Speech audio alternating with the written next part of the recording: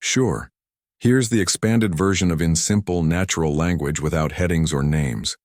It's written to be engaging and human-centric while keeping it clean and appropriate for platforms like YouTube.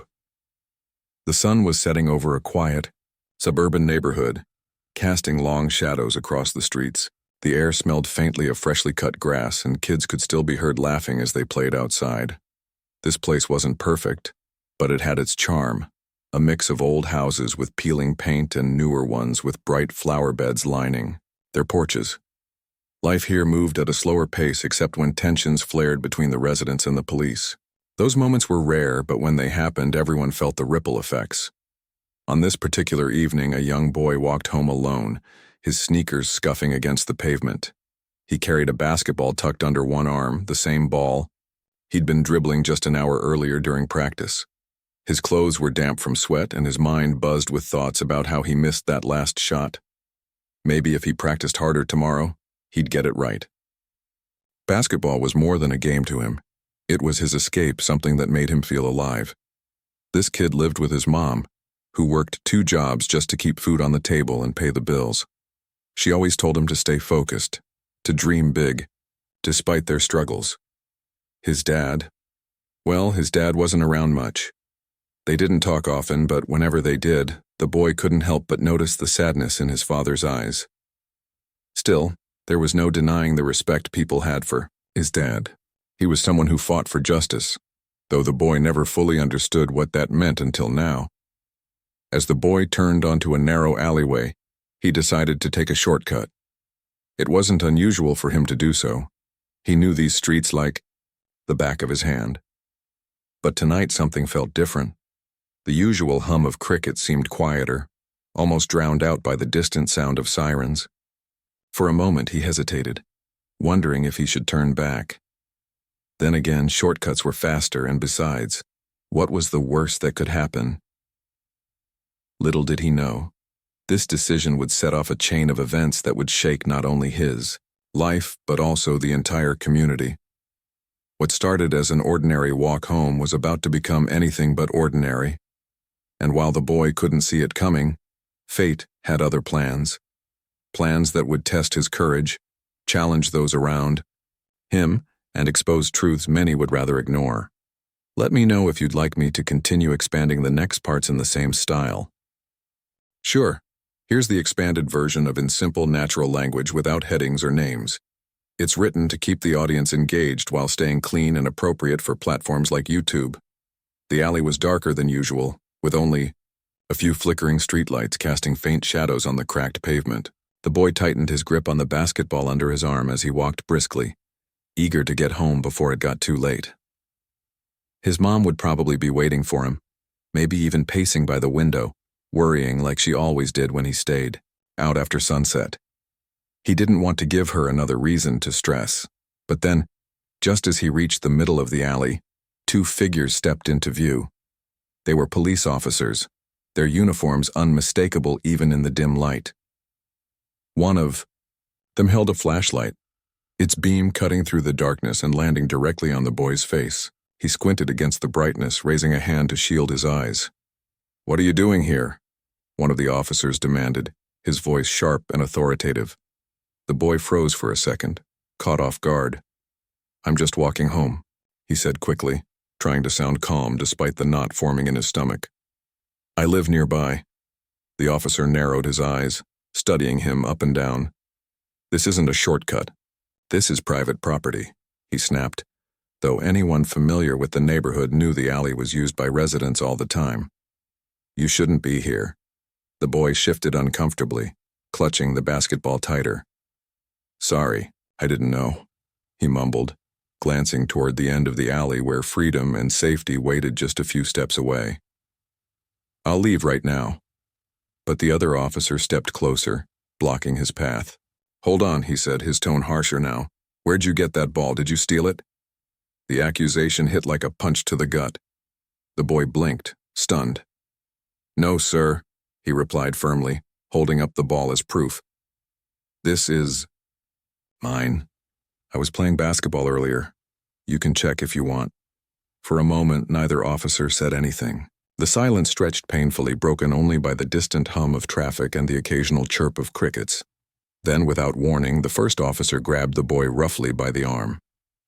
"Don't lie to us," he growled, twisting his grip tighter. "We see kids like you causing trouble all the time." "I'm not lying," the boy protested, panic creeping into his voice. He tried to pull away, but the officer's hold was unyielding. "Let me go. My mom's waiting for me." Instead of letting go, the second officer shoved him backward, making him stumble. The basketball slipped from his grasp, bouncing loudly against the ground before rolling into a puddle of murky water. The boy watched helplessly as it came to rest near an open sewer drain, a gaping black hole that seemed to yawn wider with each passing second. "You think we don't know what you're up to?" The first officer sneered, stepping closer again. "Kids like you never learn." Before the boy could respond, the second officer grabbed him by the shoulders and pushed him forcefully toward the sewer. Shock and fear paralyzed him as he realized what was happening. "Stop!" he shouted, struggling desperately, but it was no use. With one final shove, he tumbled forward, falling headfirst into the dark, wet abyss below. The splash echoed eerily as cold, filthy water enveloped him. Panic surged through every fiber of his being as he scrambled to find footing. But the slick concrete walls offered no grip. Above him, he could hear the officers laughing cruelly. "That's where troublemakers belong," one of them called down mockingly. "Maybe next time you'll think twice before breaking the rules." And with that, they turned and walked away, leaving him alone in the suffocating darkness. The boy fought back tears, his heart pounding wildly in his chest. He had no idea how long he'd been down there, but already the stench of sewage filled his nostrils, making it hard to breathe. He tried calling out for help, but his voice barely carried beyond the confines of the drain. No one answered. For the first time in his life, he felt truly abandoned, trapped in a nightmare he couldn't wake up from. Little did the officers know, their actions weren't just cruel. They were about to trigger consequences far greater than they could imagine. Let me know if you'd like me to expand the next part in the same engaging style. Sure, here's the expanded version of in simple, natural language without headings or names. It's written to keep the audience hooked while maintaining a clean and human-centric tone. The sewer was dark, damp, and suffocating. The boy sat, hunched over, his legs submerged in icy water that reeked of filth. Every breath felt like an effort, not just because of the stench, but also because of the panic clawing at his chest. His mind raced with questions. Why did this happen? Who would find him? Would anyone even come looking? He tried to stay calm, focusing on the sound of dripping water echoing around him. But the silence between those drips was deafening, filled only by the pounding of his own heartbeat. He wrapped his arms tightly around himself, trying to ward off both the cold and the fear threatening to overwhelm him. After what felt like hours, but was probably only minutes, he reached for his phone. It was still tucked safely in his pocket, though it was wet now. His hands trembled as he unlocked the screen, praying it would still work. To his relief, the phone lit up, though the battery was dangerously low. There was no signal down here, but he managed to send a shaky text message to his mom before the connection failed completely. "Mom, I'm stuck in a sewer," he typed, his fingers slipping on the slick screen. "Please help." As soon as the message sent, the phone died, plunging him back into darkness. He leaned against the slimy wall, clutching the device like a lifeline, even though it was useless now. All he could do was wait, and hope someone would see the message in time. Back at home, the boy's mother paced anxiously by the window. Dinner sat untouched on the table, growing cold as worry gnawed at her insides. She glanced at the clock again, then at her phone, willing it to ring or buzz with some sign of her son. He wasn't usually late coming home, especially not without calling first. Something didn't feel right. Finally, her phone vibrated, startling her. She grabbed it eagerly, expecting to see a missed call or voicemail. Instead, she found the brief, alarming text from her son. Her heart sank as she read the words over and over, each time feeling more frantic than before. "Oh my God," she whispered, sinking onto the couch. Tears welled up in her eyes as she tried to make sense of the situation. How had this happened? Where was he? And most importantly, how could she get to him? Her first instinct was to call for help, but who could she trust? She thought about reaching out to neighbors, friends, anyone who might be able to assist. Then, almost reluctantly, she dialed the number she hadn't used in years, the boy's father. They weren't together anymore, and their relationship had been strained ever since they split, but there was no denying that he was resourceful. If anyone could figure out how to handle this, it was him.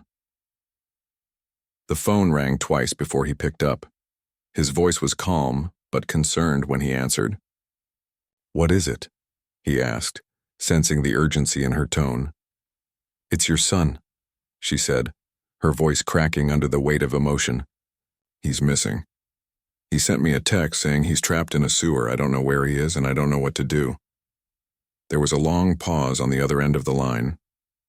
For a moment she thought he might hang up, but then his voice came through firm and resolute. "I'll take care of it," he said. "Send me the text, I'll find him." She forwarded the message immediately, her hands shaking so badly she nearly dropped the phone. After hanging up, she collapsed onto the floor, tears streaming down her face. She wanted to believe him, to trust that he'd fix everything.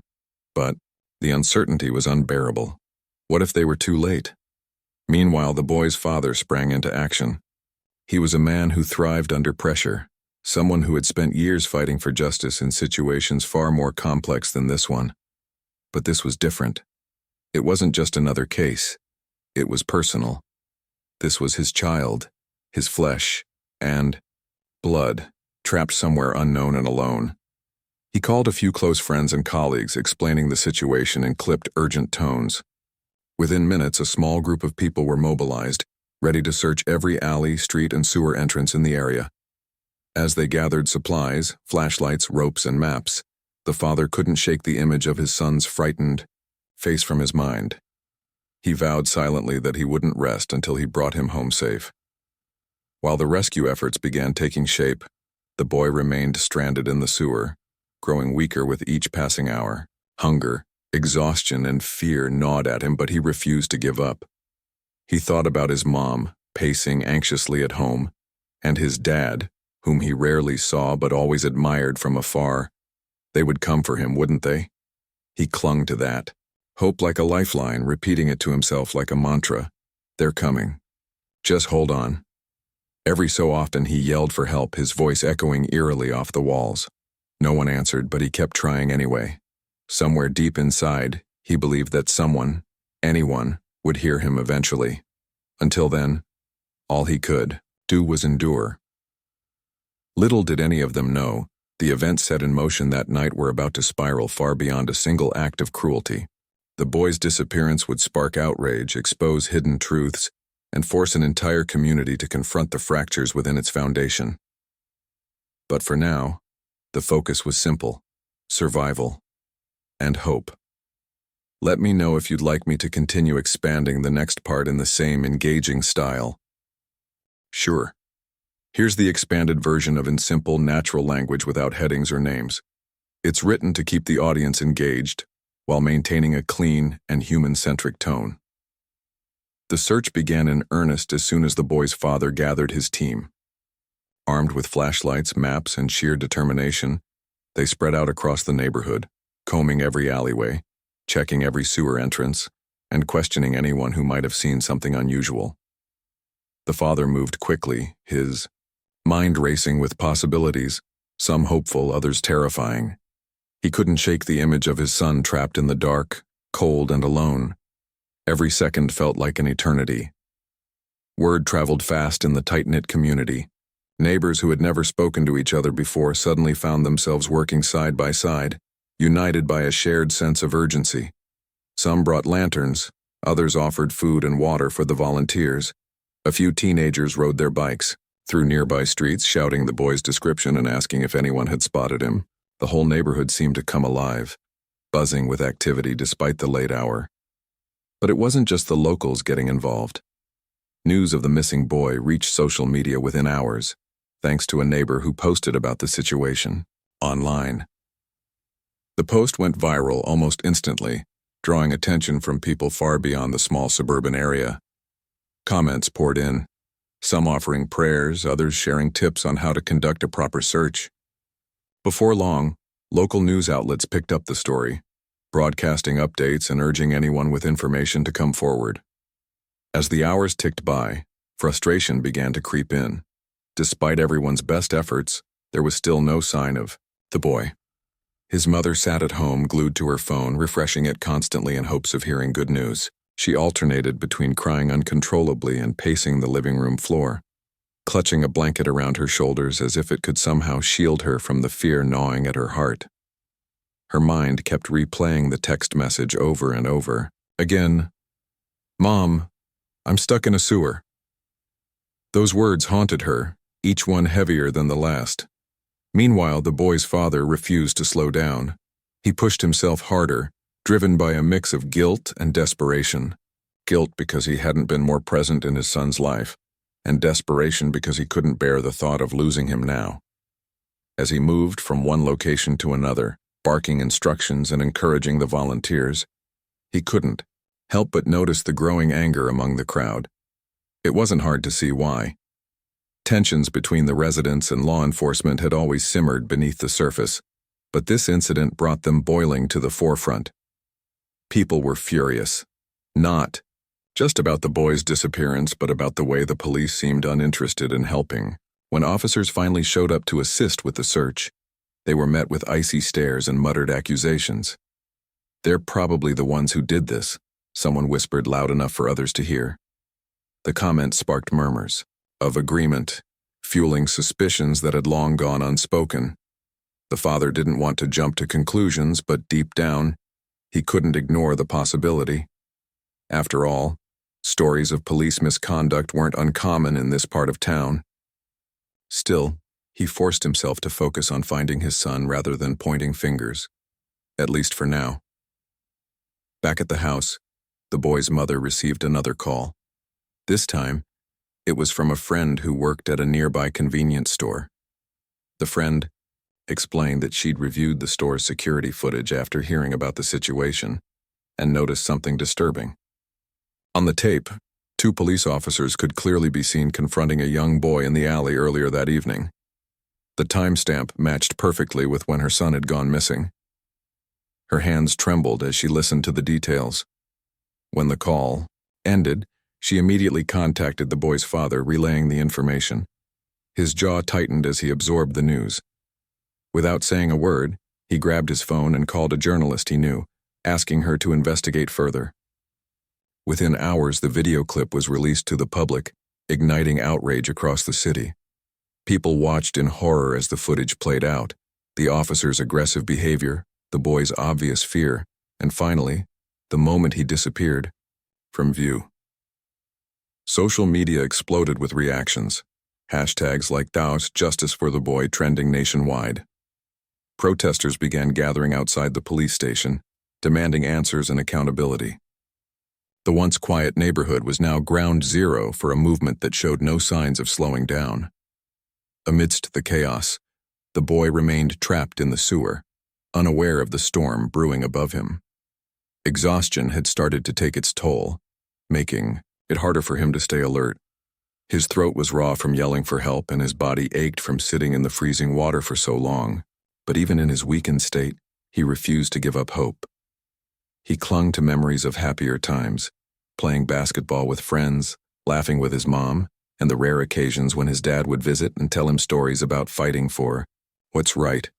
"I can do this," he whispered to himself, his voice barely audible over the dripping water. "I have to." Above ground, the pressure mounted. The police department issued a vague statement promising an internal investigation, but few people trusted their promises anymore. Protesters grew louder, chanting slogans and holding up signs calling for justice. Local activists joined forces, with the boy's father, organizing rallies and press conferences to keep the momentum going. At one such event, the father stood behind a podium, his face etched with fatigue, but his voice steady and strong. "My son is out there somewhere," he said, addressing the crowd. "He needs us to find him, and we will not stop until we do. But this isn't just about him, it's about every child, every person who deserves to feel safe in their own community. We deserve better, and we will get it. The crowd erupted in applause, their cheers echoing into the night. For the first time since the ordeal began, the boy's mother allowed herself a glimmer of hope. Maybe, just maybe, the combined efforts of so many caring people would lead them to her son. Little did anyone know the breakthrough was closer than they realized. Somewhere in the maze of alleys and sewers, a clue was waiting to be discovered, a clue that would change everything. Let me know if you'd like me to continue expanding the next part in the same engaging style. Sure. Here's the expanded version of in simple, natural language without headings or names. It's written to keep the audience engaged while maintaining a clean and human-centric tone. The protests grew louder with each passing day, spilling into the streets and drawing attention from all corners of the city. What started as a quiet neighborhood search had turned into something much bigger, a movement fueled by anger, frustration, and an unshakable demand for justice. People from different walks of life joined together, united by the belief that no child should ever have to endure what this boy was going through. Every night the father stood at the center of it all, his voice hoarse from speaking but unwavering in its resolve. He addressed crowds of protesters, urging them to stay focused on finding his son while also using the moment to shine a light on deeper issues. "This isn't just about one boy," he said during one particularly passionate speech. "It's about every person who feels invisible, every family who fears for their safety because of who they are. We can't let this happen again." His words resonated deeply, especially among those who had long felt ignored by the system. For years, tensions between the community and law enforcement had simmered beneath the surface, but now they boiled over. Protesters marched through the streets holding signs that read, "No justice, no peace," and "Our lives matter." Some chanted slogans, others simply walked in silence, their presence speaking volumes. The energy was electric, charged, with both hope and heartbreak. Meanwhile, the police department scrambled to respond. They issued another vague statement promising transparency, but few people believed them. Trust had been broken, and rebuilding it wouldn't be easy. Not when the video footage of the officers' actions continued to circulate online. Every time someone shared the clip, the outrage grew stronger, spreading far beyond the city limits. News outlets across the country picked up the story, turning it into a national conversation about accountability and systemic injustice. Despite the mounting pressure, there was still no sign of the boy. His mother spent her days glued to the phone, answering calls from reporters, activists, and concerned strangers who wanted to help. At night, she sat alone in her living room, staring at the walls and replaying every possible scenario in her mind. She wondered if her son was scared, cold, hungry, or worse. The thought made her chest tighten, but she forced herself to stay strong. Her son needed her now more than ever. As for the boy himself, he clung to whatever sliver of hope he could find in the darkness. Hours stretched into days, and the lack of food and sleep began taking its toll. His body ached and his throat burned from yelling for help, but he refused to give up. Every so often he'd call out again, his voice echoing off the slimy walls of the sewer. "Help me," he shouted, straining to make himself heard. "Please, somebody." But the only response was silence, or the occasional scurry of rats skittering nearby. The sound sent shivers down his spine, but he tried not to think about it too much. Instead, he focused on memories of home, the smell of his mom's cooking, the sound of laughter filling the house during family gatherings, and the feeling of sunlight warming his skin on summer afternoons. Those thoughts kept him going, even when despair threatened to swallow him whole. Above ground, the search intensified. Volunteers combed the area tirelessly, checking every sewer entrance and alleyway multiple times. The boy's father led the charge, his determination bordering on obsession. He barely slept, surviving on coffee and sheer willpower. Each dead end frustrated him, but he refused to let it break him. "We'll find him," he told anyone who doubted. "I know we will." Then, late one evening, a breakthrough finally came. A volunteer noticed something unusual near an old sewer grate tucked away behind an abandoned building. It was partially covered by weeds and trash, almost hidden from view. But upon closer inspection, they discovered faint smudges, handprints, that looked fresh. Someone had clearly been here recently. The discovery sent a wave of excitement rippling through the group. They called the boy's father immediately, and within minutes he arrived on site, his face pale but hopeful. Together they pried open the heavy metal grate and peered inside. The beam of a flashlight revealed waterlogged sneakers sticking out from beneath a ledge, a sight that made everyone's heart skip a beat. "It's him," the father whispered, his voice cracking with emotion. Without hesitation, he climbed down into the sewer, ignoring the filth and stench. The space was cramped and slippery, but none of that mattered. All he cared about was reaching his son. When he finally found the boy huddled against the wall, weak and trembling but alive, tears streamed down his face. "You're safe now," he murmured, pulling him close. "I've got you." For the first time in days, the boy allowed himself to cry. He buried his face in his father's shoulder, overwhelmed by relief and exhaustion. Above them, cheers erupted as the news spread quickly. The boy had been found. But the ordeal wasn't over yet. As paramedics rushed him to the hospital, questions lingered in the air. Who was responsible for putting him there, and how would the community hold them accountable? The answers wouldn't come easily, but one thing was certain: the fight for justice had only just begun. Let me know if you'd like me to continue expanding the next part in the same engaging style. The hospital was quiet, save for the rhythmic beeping of machines monitoring the boy's condition. Nurses bustled in and out of the room, checking his vitals and making sure he was stable. Though physically weak from days spent in the sewer, doctors assured everyone that he would recover with rest and care. Still, the emotional toll lingered. His eyes darted around the room constantly, as if expecting danger to appear at any moment.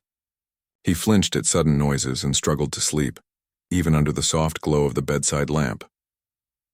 His mother stayed by his side, refusing to leave for more than a few minutes at a time.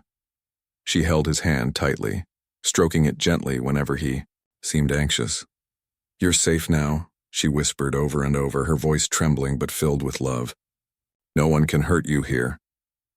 Though he nodded, trying to reassure her, the fear in his eyes told a different story. He hadn't spoken much since being rescued, and when he did, his words were clipped, hesitant. The trauma of what had happened weighed heavily on him, and no amount of reassurance could erase the memories that haunted him. Meanwhile, outside the hospital, the city buzzed with activity. News of the boy's rescue brought a wave of relief, but also renewed outrage. People couldn't stop talking about the video footage showing the officer's actions. The images were seared into their minds: the aggression, the cruelty, the sheer disregard for human dignity. Social media exploded once again, this time with calls for justice louder than ever before. Activists wasted no time organizing rallies, demanding that the officers involved be held accountable. Protesters gathered outside the police station, holding signs that read, "Enough is enough," and "Protect our children." Their chants echoed through the streets, drawing attention from passers-by who joined in solidarity. Local leaders spoke at press conferences, urging calm but emphasizing the need for swift action. At the center of it all stood the boy's father, who had become a reluctant yet determined figurehead for the movement. He worked tirelessly, meeting with lawyers, filing official complaints, and speaking to reporters. His face was plastered across news outlets nationwide, his voice steady despite the exhaustion etched into every line of his expression. "This isn't just about my son anymore," he said during one interview. "It's about every child who deserves to grow up without fear. It's about holding those in power accountable for their actions." Behind closed doors, however, the weight of everything bore down on him. Late at night, after the cameras stopped rolling and the crowds dispersed, he sat alone in his car, staring blankly at the steering wheel. Tears streamed silently down his cheeks as guilt and anger battled within him. He replayed the events in his mind, the discovery of his son trapped in the sewer, frail and broken, and wondered how he could have prevented it. If only he'd been there sooner. If only he'd known. But self-blame wouldn't bring change. That much was clear. So each morning, he forced himself to get up, put on a brave face, and continue fighting. For his son, for the community, for anyone who felt powerless against injustice. Back at the hospital, the boy slowly began to open up. With gentle encouragement from his mom and visits from his dad, he started sharing fragments of what had happened. At first, it was just small details, how cold the water had been, how dark it felt underground. But gradually, he recounted the confrontation with the officers, his voice shaky but resolute. Hearing his account broke his parents' hearts, but they listened intently, knowing it was an important step toward healing. One afternoon, a social worker visited the hospital to speak with the family. She explained the next steps in the process: legal proceedings, counseling sessions, and support groups designed to help victims cope with trauma. Though overwhelmed, the boy's mother nodded gratefully, determined to do whatever it took to help her son heal. After the social worker left, she turned to her son and smiled softly. "We'll get through this together," she promised. "Whatever happens, we're in this as a team." The boy didn't respond right away, but after a long pause, he gave a tiny nod. It wasn't much, but it was progress, a sign that hope was beginning to take root again. Outside the hospital, the protests continued to grow. What started as a local outcry had now become a national conversation. Politicians weighed in, promising reforms and investigations. Celebrities used their platforms to amplify the message, urging fans to educate themselves and take action. Even schools began discussing the incident in classrooms, encouraging students to think critically about fairness, empathy, and accountability. Amidst all the noise, the two officers at the center of the storm found themselves under intense scrutiny. Internal Affairs launched an investigation, though many doubted its impartiality. Calls for independent oversight grew louder, with activists arguing that true justice required transparency beyond what the department could offer. Meanwhile, the officers remained suspended pending further review, their faces blurred in news reports but recognizable enough to draw public scorn. For the boy's family, the focus remained on recovery, for both physical wounds and emotional scars. They knew the road ahead wouldn't be easy. Healing took time, and trust, once shattered, was hard to rebuild. But they also knew they weren't alone. Countless strangers had reached out with messages of support, sending cards, gifts, and prayers. Some even offered financial assistance to help cover medical bills, though the family politely declined most offers. They appreciated the kindness but wanted to focus on rebuilding their lives, not relying on charity. As days turned into weeks, the boy grew stronger, both physically and emotionally. He began asking questions about what came next, about whether the officers would face consequences, about why something like this had happened in the first place. His curiosity sparked difficult conversations, but his parents welcomed them. They believed knowledge was power, and empowering their son meant giving him answers, even if those answers were painful. In the midst of all the chaos, one thing became abundantly clear. This incident had changed everything, not just for the boy and his family, but for the entire community. It exposed cracks in the foundation of trust between residents and law enforcement, forcing people to confront uncomfortable truths. And while the journey toward justice was far from over, the collective determination to create change burned brighter than ever. Little did anyone know, the hardest battles were still ahead. But for now, the boy's survival served as a beacon of hope. A reminder that even in the darkest moments, resilience could shine through. Let me know if you'd like me to continue expanding the next part in the same engaging style. The weeks that followed the boy's rescue were a whirlwind of emotions, for him, his family, and the entire community. Life had been turned upside down, but amidst the chaos, there was also a sense of purpose. People weren't just angry anymore. They were determined to make sure something like this never happened again. For the boy, recovery was slow but steady. He spent most of his days at home, resting and trying to adjust to life after such a harrowing experience. His mom stayed close, always ready with a comforting word or a warm meal. She noticed small changes in him, how he flinched at loud noises, how he avoided certain streets when they went out for walks, and how he sometimes stared off into space, lost in thought. But she also saw glimpses of the cheerful, energetic child he used to be. When he smiled, it was like sunlight breaking through clouds. His dad visited as often as he could, balancing his legal work with spending time with his son. Their relationship, once strained by distance and missed opportunities, began to heal. They talked more openly now, sharing stories and laughter over board games or late-night snacks. The boy admired his father's strength and determination, even if he didn't fully understand the weight of everything his dad was carrying on his shoulders. For the first time in years, they felt like a real family again. But outside their home, the fight for justice raged on. The video footage of the officers' actions continued to circulate online, sparking outrage not just locally but across the country. Protesters marched daily, demanding accountability and reform. Chants of "Me or no more lies" and "We justice now" echoed through the streets, drawing attention from national media outlets. Reporters camped out near the police station, waiting for updates on the investigation. Every development, or lack thereof, was dissected and debated endlessly. The pressure mounted on law enforcement to act. After weeks of silence, Internal Affairs finally released a statement announcing that the two officers involved had been formally charged with misconduct and endangerment. While some celebrated the news as a step forward, others remained skeptical. "Charges aren't enough," one activist said during a press conference. "We need systemic change. We need policies that protect our children and hold those in power accountable." The boy's father agreed wholeheartedly. He worked tirelessly, behind the scenes teaming up with civil rights organizations to draft proposals for police reform.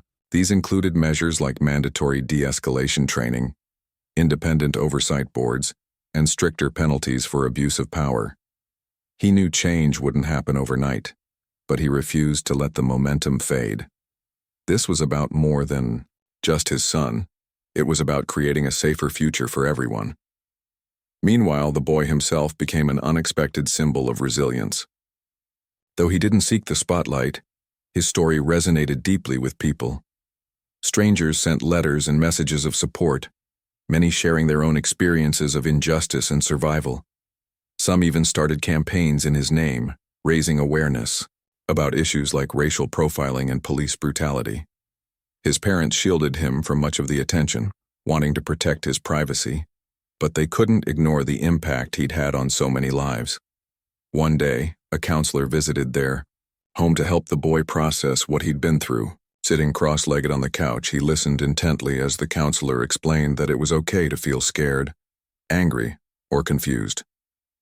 "What happened to you wasn't fair," she said gently, "and no one expects you to forget it. But you're stronger than you think, and you have people who love you and will help you every step of the way." The boy nodded slowly, absorbing her words. For the first time, he realized that maybe he didn't have to carry the burden alone. Talking about his feelings felt strange at first, but the more he opened up, the lighter he began to feel. Sharing his pain helped him reclaim a piece of himself, a piece he thought he'd lost forever.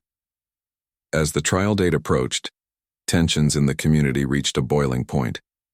Supporters gathered outside the courthouse each morning, holding signs and chanting slogans. Inside, the courtroom buzzed with anticipation. The boy's father sat stoically beside his lawyer, gripping a folder filled with evidence. His mother held her son's hand tightly, her eyes brimming with tears. The boy himself stayed quiet, staring straight ahead as the proceedings unfolded. The officers appeared emotionless as charges were read aloud: misconduct, reckless endangerment, and failure to uphold duty. Their lawyers argued that they had acted within protocol, claiming the boy had resisted lawful orders. But the video footage told a different story, one that left little room for doubt. Witnesses testified, detailing how the officers had escalated the situation unnecessarily.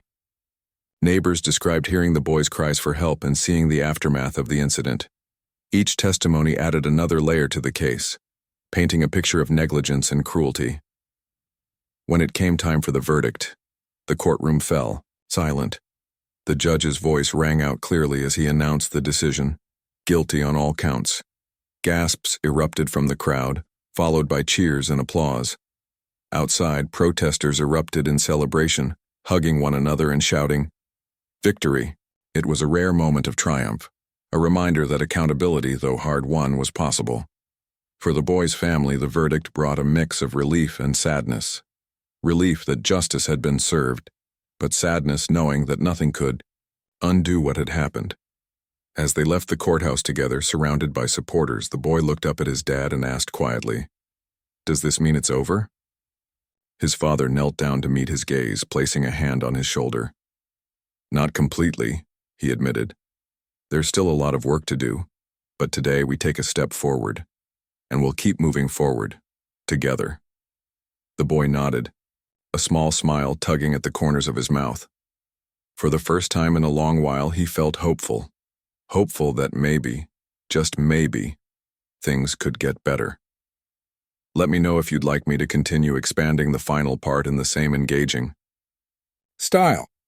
The verdict marked a turning point, not just for the boy and his family, but for the entire community. People celebrated the decision as a victory, but they also knew it was only the beginning.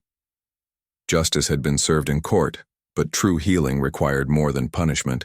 It demanded change. And that's exactly what the boy's father set out to achieve. In the weeks following the trial, he launched a nationwide campaign aimed at reforming policing practices.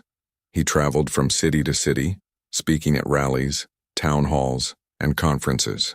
His message was clear. Accountability matters, but prevention is key. He worked with activists, lawmakers, and experts to draft policies that would address systemic issues head-on. These included mandatory body cameras for officers, stricter guidelines for use of force, and better training on cultural sensitivity and de-escalation tactics. He didn't stop there. Understanding that laws alone couldn't fix everything, he also pushed for programs that brought communities and law enforcement together, dialogues where people could share their fears, frustrations, and hopes openly. "We can't move forward unless we talk to each other," he said during one speech. Real change starts with understanding. His efforts inspired others to take action too. Neighbors organized workshops to educate themselves about their rights. Schools incorporated lessons on empathy and fairness into their curriculums. Even local businesses got involved, hosting fundraisers to support organizations working toward justice and equality. Slowly but surely, the community began to transform. Not overnight, but step by step. For the boy, life started to feel normal again, or as close to normal as it could be after everything he'd endured. Physically, he was healing well. The bruises had faded and his strength had returned. Emotionally, though, the journey was longer. Nightmares still woke him sometimes, and certain sounds or sights triggered memories of the sewer. But he learned to cope, thanks in part to therapy sessions and the unwavering support of his family. What surprised everyone, including himself, was how much he grew because of what happened. Before the incident, he'd been quiet and reserved, content to blend into the background. Now he found himself wanting to speak up, to share his story in ways that might help others. With his parents' encouragement, he started drawing pictures that expressed his feelings. Dark, swirling images of fear alongside bright, hopeful scenes of freedom. When his art teacher saw them, she suggested entering them in a local exhibition, focused on resilience and courage. At first, the idea terrified him. Sharing something so personal felt risky, almost like opening an old wound. But his mom reminded him gently, "Your voice matters, sweetheart. If your story helps even one person feel less alone, isn't it worth it?" After days of thinking it over, he agreed to participate. On the night of the exhibition, he stood nervously beside his artwork, watching as strangers stopped to look. Some nodded thoughtfully. Others wiped away tears. A few came up to thank him for sharing his experience, saying it gave them hope. That moment changed something inside him. For the first time since the ordeal, he felt proud. Not of what had happened, but of how far he'd come. His pain hadn't disappeared, but it no longer controlled him. Instead, it became fuel for something greater, a way to inspire others and make a difference. As months passed, the bond between the boy and his father grew stronger than ever. They spent weekends playing basketball, talking about school, and planning trips they'd take once things settled down. Their relationship wasn't perfect, they still had moments of misunderstanding, but it was built on trust and mutual respect now. For the boy, having his dad around made him feel safer, like he wasn't facing the world alone anymore. His mom noticed the change too. Watching her son laugh again filled her with gratitude, though she never forgot the fear she'd felt during those dark days. She channeled that emotion into advocacy work, joining groups that supported families affected by similar incidents. Together, these women shared resources, advice, and comfort, creating a network of strength and solidarity. The community itself continued to evolve. While tensions between residents and law enforcement hadn't vanished completely, conversations had opened doors that once seemed locked. Officers began attending neighborhood meetings, listening to concerns and explaining their roles. Residents, in turn, asked questions and offered suggestions for improvement. It wasn't always easy. There were disagreements and setbacks, but progress was undeniable. One evening, as the sun dipped below the horizon, painting the sky in shades of orange and pink, the boy sat outside with his parents. They were on the porch sipping lemonade and enjoying the cool breeze. For a while, no one spoke. They simply listened to the sounds of crickets chirping and distant laughter from nearby homes. Finally, the boy broke the silence. "Do you think things will really get better?" he asked, his voice soft but curious. His dad leaned back in his chair, considering the question. "I think they already are," he replied, "but it's not going to happen all at once. It'll take time, effort, and a lot of people working together. We've got a long road ahead, but I believe we're heading in the right direction." His mom nodded, smiling warmly. "And we'll face it together, as a family and as a community." The boy looked at both of them, then out at the street lined with houses bathed in golden light. For the first time in a long time, he believed them. Things weren't perfect, and maybe they never would be. But perfection wasn't the goal. Progress was. And progress, however small, was worth fighting for. As the stars began to twinkle in the night sky, the three of them sat quietly, letting the moment sink in. Life had thrown them challenges they never expected, but it had also shown them the power of resilience, unity, and love. Whatever lay ahead, they knew they could handle it, together. This concludes the story. Let me know if you'd like any adjustments or further refinements.